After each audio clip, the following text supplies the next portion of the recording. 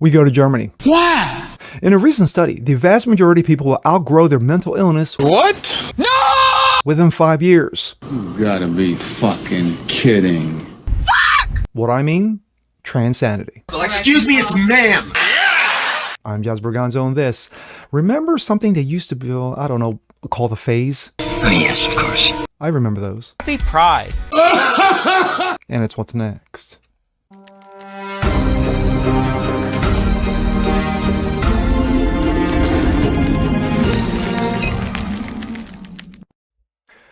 Hello, everyone.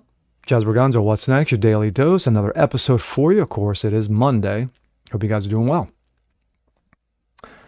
Well, being that we're in day 17 of Groomer Month, Pride Month. We gotta have some, I gotta have some scientific, factual, things being thrown into this, because it's easy to go by feelings, because it's all about my feelings, and of course feelings have worked very well on this show, of course in the form of a mockery. Anyway, we go to Germany, where in a recent study, they concluded that the vast majority of people suffering from mental illness, aka transanity, transmentalism, will go away within 5 years. As a Gen Xer, that used to be called being a tomboy. That used to be called a phase. Remember those? I still do. And that's what this is, except with some real science, not Fauci science, real science behind it. And here we go. This comes out of the Gateway Pundit. German study. Vast majority of people will outgrow transmentalism within 5 years. A massive years-long study shows that overwhelming majority of young people who identified as trans will grow out of their diagnoses within 5 years. Researchers who tracked children and young adults diagnosed with gender dysphoria over a 9-year period. Not 6 months, not 30 days, not 1 year, not 2 years, not 3 years, but 9. Found a similar supermajority of trans people, quote unquote, suffer from at least one of psychological conditions. The Center Institute for Statutory Health Insurance in Germany reviewed all the medical and billing records from the nation's healthcare providers and insured people between ages of 5 and 24 diagnosed with gender identity disorders from 2013 to 2022. Researchers then combed through the data to identify trends in number of children and adolescents diagnosed with transmentalism, including prevalence to demographics, duration, and those struggling with their gender identity.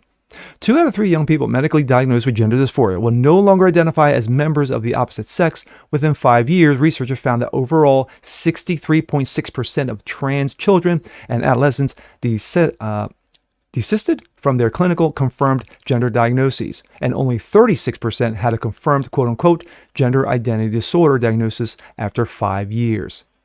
So 64% outgrew it, and the other 36% were actually diagnosed with a true mental disorder called gender identity disorder. Gee, science is wonderful, isn't it? Experts found the majority of all people who identified as trans desisted during the time frame, and most likely a group that changed its mind, 15 to 19-year-old females with 72.7%, and a majority of 50.3% of young men who came to their trans mental identity in adulthood, males 2024, also desisted in 5 years. So a slight majority, over 50, walked away from it within 5 years. The whole chopping off balls thing maybe deterred them. Similarly, nearly 3/4 of young people identified as trans, 72.4%, had at least one psychiatric condition. Trans young people will most likely suffer from depressive disorders. An outright majority of females, 58%, and about half of males, 49%, half of males and 49% females, as well as anxiety disorders, 24%, 34%, emotionally unstable personality disorders, borderline type, 12% versus 17%, attention deficit hyperactive disorder, 13% versus 13%, and post-traumatic stress disorder, PTSD, really? 10% versus 14%. Quote, with regard to psychiatric comorbidities, our results are consistent with literature, at least for depressive disorders, they note. A number of young people identified as trans disorders rose by 780% Although they note that some of this increase is due to the way the condition is coded, correcting for this still shows a nearly threefold increase in transmental diagnoses, almost 289%. They pointed out that other studies show similar increases in number of doctors identifying young people as trans, ranging from 280 to an incredible 1,019%. You had these so-called medical doctors identify them as trans for what? What reason? What reason? What? What? They like dresses? They like playing with Barbies? Really? In almost all the years, the high prevalence of transmental related diagnoses were found in the age groups of 15 and 19-year-old female adolescents. Researchers say that the reason this spike could vary from real increase in prevalence and increased awareness, decreasing stigmatization, to social contagion, to overdiagnoses. You just went a little bit overboard in your diagnosis, doc. Yes. Further research into the reasons of the low persistence of diagnosis and observed increase in prevalence is required, researchers concluded. In the meantime, the stability of diagnosis and the high prevalence of accompanying mental disorders should be taken into account in recommendations for starting gender reassignment therapy in adolescents. Those results track were verifiable.